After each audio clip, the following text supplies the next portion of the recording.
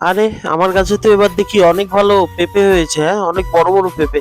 Uncle আপনার গাছের পেঁপে পাকলে আমাকে দিয়েন। হ্যাঁ পেঁপে তো তোর জন্য হচ্ছে, তোকেই দিব না। বাবা তুমি পরেরটা এইভাবে চাইবা না, এইভাবে চাইতে হয় না।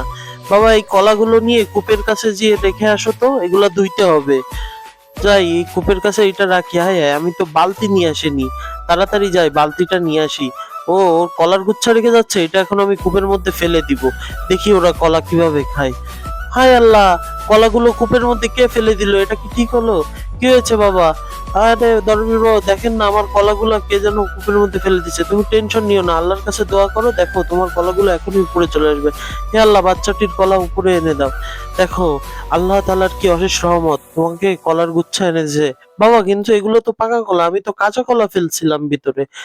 না না, এগুলা তোমারই, নিয়ে যাও এগুলা। বাহ, এই কূপের মধ্যে তো কাঁচা জিনিস ফেললে পাকা হয়ে যায় দেখি। আমি একটা পেঁপে ফেলে দেখবো। যাই যাই আমি এটা নিয়ে যাই। আরে বাবা তুমি এতগুলা পাকা কলা কোথায় পেলে? এটা ওই কূপের মধ্যে পড়ে গেছিল, পরে দরবেশ বাবা এইটা দিছে। হায় হায় বাবা দেখো আমার পেঁপেটা পানিতে পড়ে গেছে, একটু উঠাই দিয়েন। না না আমার এখন অনেক কাজ আছে, তুমি থাকো। হায় আল্লাহ, এটা কি হলো?